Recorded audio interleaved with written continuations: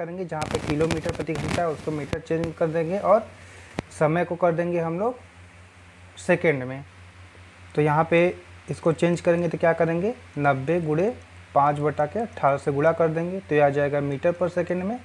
और T 1 minute कितना हो गया, 60 सेकेंड चेंज हो गया। इसको सॉल्व करेंगे कितना आएगा, 18×5 = 90 यानी 25 मीटर पर सेकेंड की इसकी चाल है और 60 सेकेंड में अपनी लंबाई के बराबर वो प्लेटफॉर्म को तय कर लेता है। अब देखते हैं, देखिए ये आपका ट्रेन हो गया, ठीक है,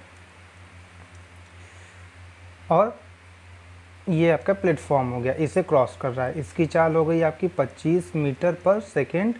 मान लेते हैं इसकी लंबाई L है, तो प्लेटफॉर्म की लंबाई भी L होगा क्योंकि प्रश्न में दिया है दोनों की लंबाई परस्पर यानी एक बराबर है। अब हम लोगों ने देखा था कॉन्सेप्ट पार्ट में, जब कोई L लंबाई की ट्रेन किसी दूसरी D लंबाई की प्लेटफॉर्म यानी या खड़ी ट्रेन भी हो जिसकी लंबाई कुछ हो लेकिन उसमें चाल ना हो, इसको T समय में पार करे, यहाँ पे 60 सेकेंड में पार कर रहा है, तो फॉर्मूला क्या लगेगा, चाल बराबर दूरी बटा समय इक्वल टू, चाल तो आपका ट्रेन का रहेगा, दूरी क्या रहेगा, जितनी दूरी यानी ट्रेन की लंबाई प्लस प्लेटफॉर्म की लंबाई इनका योग होगा। तो L + L बटा के कितने समय में पार कर रहा है, 60 सेकेंड में।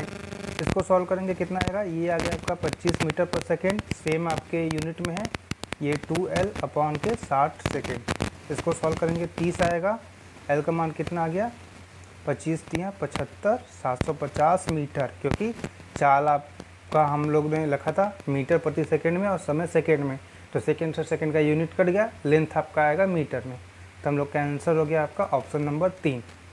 इसको अगर किलोमीटर में बदलेगा तो बाद में किलोमीटर में चेंज कर देंगे, ठीक है। तो जैसे प्रश्न में दिया रहेगा उसके अकॉर्डिंग हम लोग ध्यान देंगे, यहाँ पे पूछेगा किस फॉर्म में पूछ रहा है, ठीक है, उसके अकॉर्डिंग हम लोग निकाल सकते हैं, या फिर डायरेक्ट इसको घंटा में चेंज करके जो 1 मिनट था उसके बाद भी हम इसको मीटर में निकाल सकते थे। तो ये देखते हैं दूसरा क्वेश्चन। देखिए दूसरा क्वेश्चन क्या दिया है, एक रेलगाड़ी 800 मीटर और 400 मीटर लंबे 2 पुलों को क्रमशः 100 सेकेंड और 60 सेकेंड में पार कर जाती है, तो रेलगाड़ी की लंबाई क्या है। देखिए पहले कंडीशन में क्या है, मान लेते हैं रेलगाड़ी की लंबाई या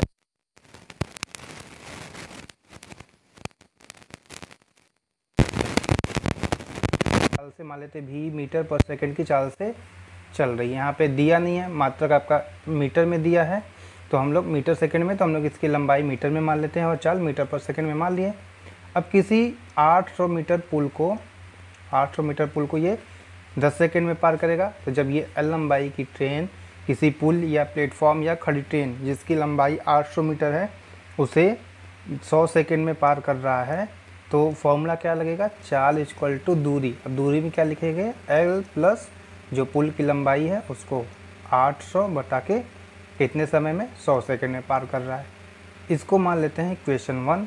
दूसरे कंडीशन में बोल रहा है कि वही ट्रेन जिसकी लंबाई L है मीटर और उसी भी मीटर प्रति सेकंड की चाल से किसी दूसरे पुल को जिसकी लंबाई आपकी, इसको सॉल्व करते हैं,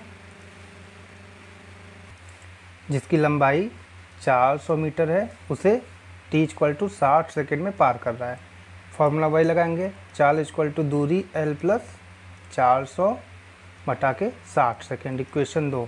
अब देखिए इक्वेशन 1 इक्वेशन 2 से हम लोग को L का मान निकालना होगा, तो कैसे करेंगे, दायां पक्ष बराबर है तो बायां पक्ष भी आपस में बराबर होगा, यानी V = V लिखेंगे L प्लस 800 बटा के ये 100 इक्वल टू L प्लस 400 बटा के 60, ठीक है।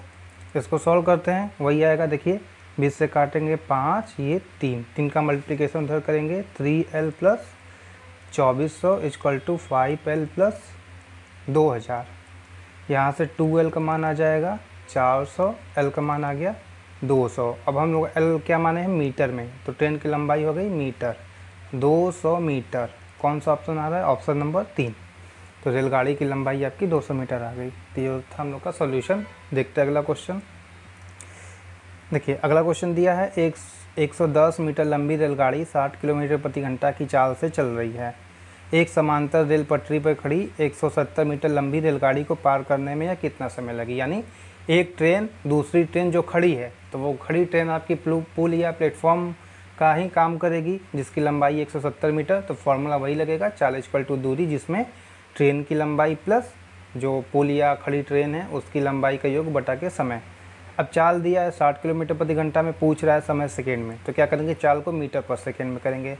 v बराबर दिया है 60 किलोमीटर पर आवर, इसको चेंज करेंगे 60 गुणे 5/18 मीटर पर सेकेंड, हो गया चेंज। इसको भी सॉल्व कर देते हैं, 10 गुणे 5/3, 6 से काटेंगे आ जाएगा मीटर पर सेकेंड, इतना आ गया। अब देखिए ये ट्रेन है, इसकी लंबाई है 110 और ये 50/3 मीटर पर सेकेंड की चाल से किसी दूसरी ट्रेन जो खड़ी है और इसकी लंबाई है 170 मीटर, इसको टी समय में, टी सेकेंड में मान लेते हैं क्रॉस कर जाती है। तो फॉर्मूला लगेगा आपका चाल इक्वल टू दूरी, दूरी में कुल दूरी 110 प्लस 170 बटा के समय सेकेंड। इसको सॉल्व करते हैं, 50/3 इक्वल टू कितना आ जाएगा, 280 बटा के टी। सॉल्व करेंगे कितना आ जाएगा, टी का मान 28 गुणे 3/5। इसको सॉल्व करेंगे कितना आ जाएगा, 16.8 सेकेंड। तो हम लोग का t equal to 16.8 second answer आया। इसका अर्थ हुआ कि इतने समय में 16.8 सेकेंड में जो पहली ट्रेन है वो दूसरी खड़ी ट्रेन को, जिसकी लंबाई 170 मीटर है, इस चाल 60 किलोमीटर प्रति घंटे की चाल से पार कर लेगी। तो ऑप्शन नंबर 2 हम लोग का आंसर होगा। देखते हैं अगला क्वेश्चन। देखिए अगला क्वेश्चन है, 100 मीटर लंबी एक रेलगाड़ी 30 किलोमीटर प्रति घंटा की गति से चल रही है। रेलवे लाइन के समीप खड़े एक व्यक्ति को पार करने में कितना समय लगेगी। देखिए हम लोगों ने कॉन्सेप्ट पार्ट में समझा था कि कोई एल लंबाई की ट्रेन है, अगर भी चाल से चल रही है, किसी खड़े व्यक्ति को जिसकी लंबाई नगण्य है, ठीक है ना, चाहे व्यक्ति हो गया, पेड़ हो गया, पोल हो गया ना, कहीं पे भी खड़े हो, प्लेटफार्म पे खड़ा हो, पुल पे खड़ा हो, लेकिन उस व्यक्ति या खड़ी पेड़ है या पोल है, खंबा है, उसको क्रॉस करेगा, टी समय में क्रॉस करेगा, तो ऐसा कंडीशन बनेगा कि ट्रेन अपनी लंबाई के बराबर दूरी तय करेगा इसको क्रॉस करने में। तो क्या फॉर्मूला लगेगा, चाल इक्वल टू दूरी, दूरी में अपनी लंबाई के बराबर बटा के वो समय जितने में वो उसे क्रॉस कर रहा है, ठीक है। तो ये हो गया आपका फॉर्मूला लगता है इस कंडीशन में, जो कि कॉन्सेप्ट पार्ट में हम लोगों ने देखा था।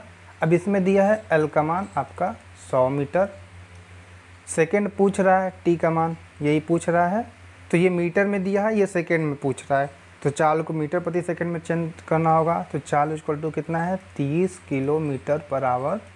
इसको सॉल्व करेंगे, 30 गुणे 5/18 मीटर पर सेकेंड, ये हो गया।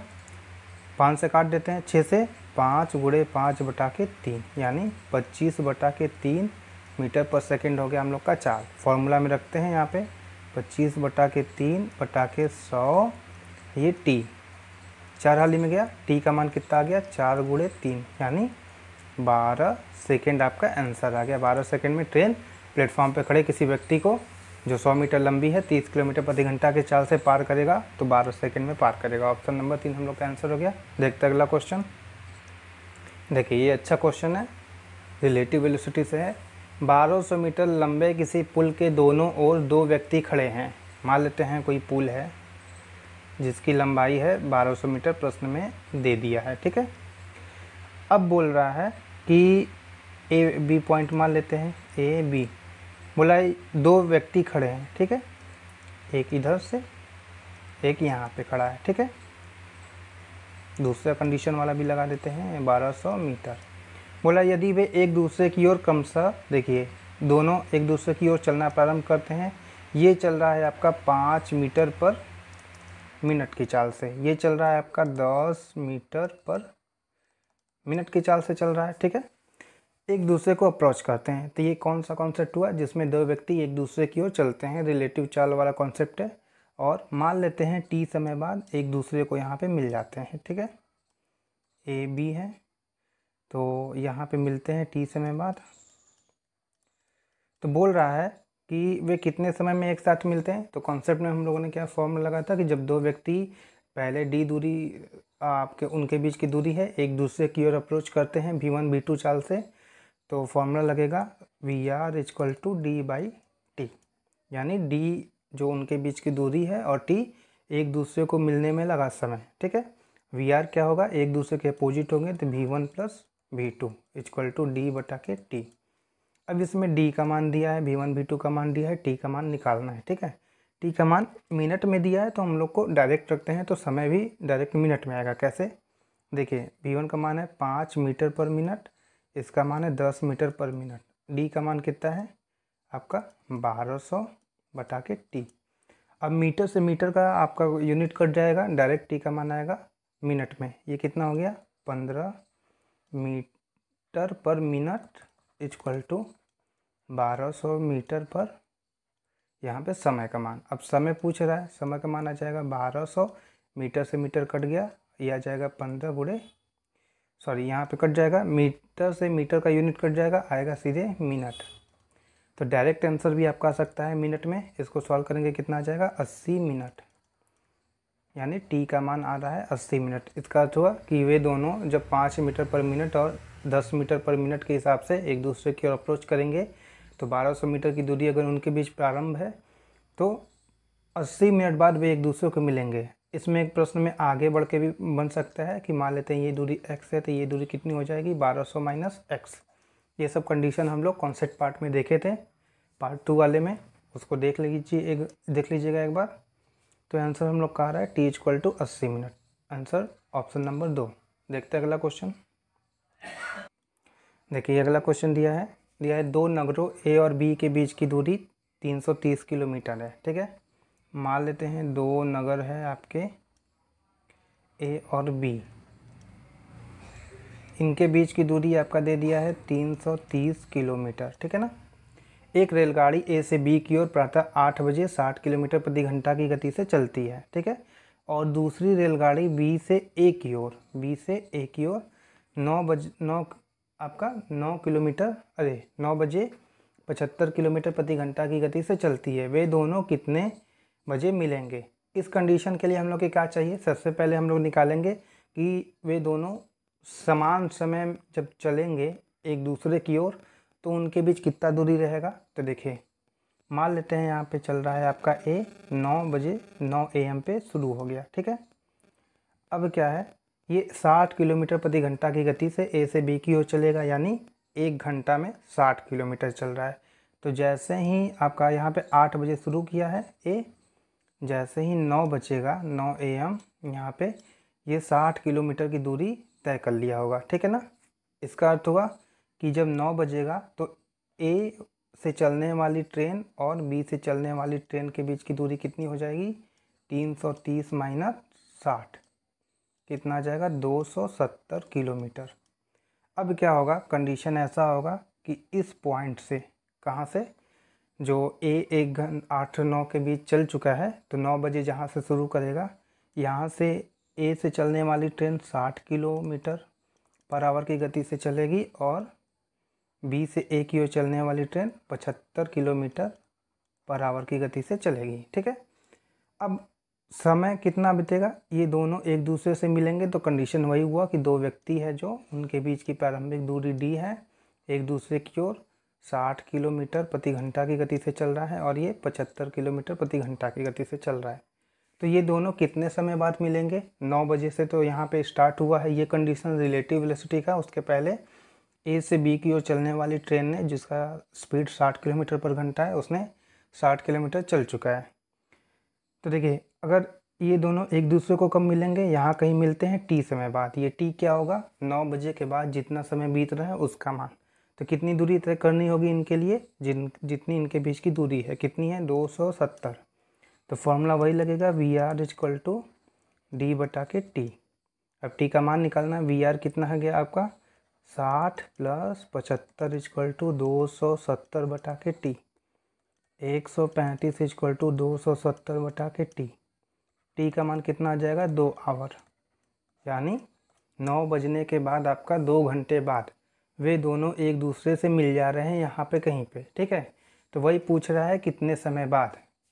तो देखिए 9 के बाद 2 घंटे बीतेगा तो आपका हो जाएगा 11 AM, यानी 11 बजे प्रातः, सुबह के 11 बजे वे एक दूसरे से मिल जा रहे हैं जब A से B की ओर चलने वाली ट्रेन 60 किलोमीटर प्रति घंटा की गति से 8 बजे शुरू करती है और B से A की ओर चलने वाली ट्रेन 9 बजे 75 किलोमीटर प्रति घंटा की गति से चलती है और उनके बीच की प्रारंभिक दूरी 330 किलोमीटर थी। तो ये हो गया हम लोग का आंसर। तो इसमें क्या है, कंडीशन के हिसाब से आपको फॉर्मूला लगाना है। ध्यान देना है कि प्रश्न में क्या बोल रहा है, डायरेक्ट ये फॉर्मूला ना लगा दे। देखना होगा कि कब रिलेटिव वेलोसिटी आपका जो इफेक्ट हो रहा है वो स्टार्ट हो जा रहा है ना। 8 से 9 के बीच आपका सिंपल वेलोसिटी से चला था 60 किलोमीटर, लेकिन उसके बाद दोनों एक साथ चलने लगे, तो यहाँ पे रिलेटिव वेलोसिटी की चाल से एक दूसरे की ओर अप्रोच करेंगे। तो उसमें कितना समय लगेगा वो, और पहले कितना समय लगा, तो पहले 8 से 9 के बीच 1 घंटा लगा। तो टोटल कितना बज गया, 9 के बाद 2 घंटा, यानी 11 बजे। 11 बजे भी एक दूसरे को मिल जाएंगे। इस प्रश्न में और भी एक्सटेंड कर देता कि कितनी दूरी पे मिले, तो उसके लिए भी हम फिर वही x का मान निकालते थे। ये होता है 270 माइनस x दूरी होता है, वहाँ से x का मान निकालते। उसमें ये भी पूछ सकता था a से कितनी दूरी पे वे मिले, तो उसको एक स्टेप बाय स्टेप निकालते। देखिए इस वीडियो में बस इतना ही था। अगले पार्ट में भी हम लोग कुछ क्वेश्चन को सॉल्व करेंगे, अलग तरह के क्वेश्चन को। चलिए, थैंक यू सो मच।